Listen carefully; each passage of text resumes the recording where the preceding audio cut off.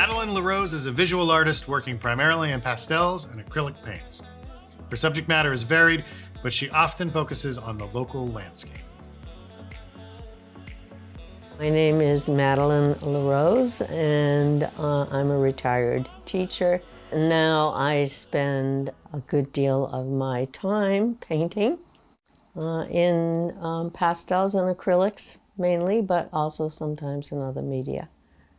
Well, I've always liked to paint and draw, but as we talked about before, the arts are not necessarily the most lucrative business for most people.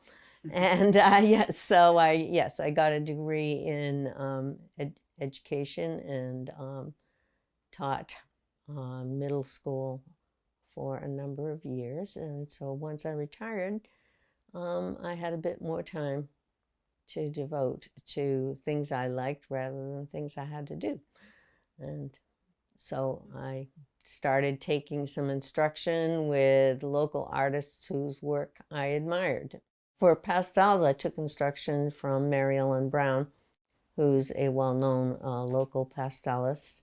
And I've also, through her, I took couple of workshops with Lynn Diefenbach, who is she's an Australian pastelist with an international reputation. So I took some instruction also through the RISE program at Riviere. They would offer mini courses in watercolor, acrylics, different medium. I've been influenced by Marianne Mullett, who is a Monadnock area pastelist. Artists like Susan Hanna, who does seascapes, and not in the same media, but in the style that I find appealing. One that I recently completed, the scene at the museum, it came out as well as I hoped it would, and I actually took the reference photo for that back in January when I was in Los Angeles.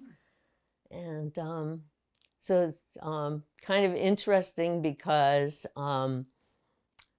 the Monet exhibit had one more week to go, and my son and granddaughter and I had tried to go on a Friday, and it was so busy. The parking garage was full. It was going to be waiting in line for a long time, and so we decided to wait until the following week. So we went back on the following Tuesday. It was far less crowded, and so that particular shot would not have been there if we had been able to get there on Friday. So it was a little bit of serendipity. I'm not what's called a plein air artist. People who generally do most of their work right outside in the elements, obviously mainly landscape work. I prefer to work from reference photos that I've taken myself. And, I have a good collection, and very often when I'm taking photos, I do it particularly with the thought that I might someday work this up into a painting of some kind. When I was working, photography was much easier to fit into my schedule. And so, so there were a number of years back in the 90s and early 2000s when, I did a lot of photography and displayed photography rather than artwork. Sometimes I have a clear idea, oh, this is what I'm going to do next, okay? So that, sometimes is pretty easy. Other times I finish a painting and I'm entirely unsure where I'm going next. And so I'll usually sit down at my computer and go through my photo library. I've, sorted many of my photos into categories, so it's easy to go back and check those out first, rather than just randomly scrolling through. And, very often I'll surprise myself and say, oh, I forgot about this. And I remember taking it, what the occasion was and why I took it.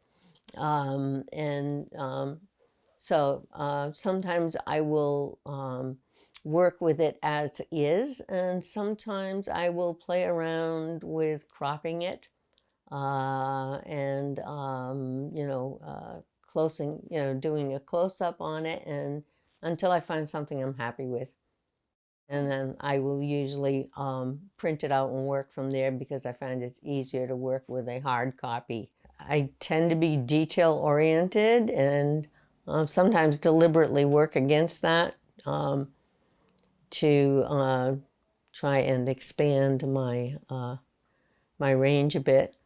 If it's an intricate piece, I will make a grid called an armature, and I will do it both on the photo itself that I'm working and also on the surface that I'm working on. And that helps me to make sure that I've got things in proportion, and that my my focal point is where it should be. Because my space is limited, I've tried to maximize my my hanging space. So I've put my pieces up. Most of my pieces are in the same size range, which is not overly large, and so this works well. Then I have some over on this side. Here is my easel. My work table. Pastels are pretty messy, so I usually use old towels to collect a lot of the dust that's created. So I do, as I said, I do a lot of pastels. This is a pastel, this is a pastel, but I also do acrylics. These three here are acrylics. As you can see, I do landscapes. But sometimes I do something entirely different like that, which was the reference photo was a photo of rocks a friend of mine took. And so I did one where you could clearly see it was what it was supposed to be. And then I did another one just a little more whimsically with the shapes, but with different colors. I would say take instruction, if you can, from somebody whose work you admire. Learn what you can from them, and then follow your own instincts and your own preferences, and work at it. I have found that, the more I have worked at it, the better my work has gotten over the course of time. So like if you're only doing this a couple hours a week, that's not enough. You're not going to show any significant change or improvement. The pandemic has actually made my work kind of like a lifeline, because it gave me something to focus on when, especially, late winter and early spring last year, when, all this was new and pretty stressful, although it's still, I think, pretty stressful, but,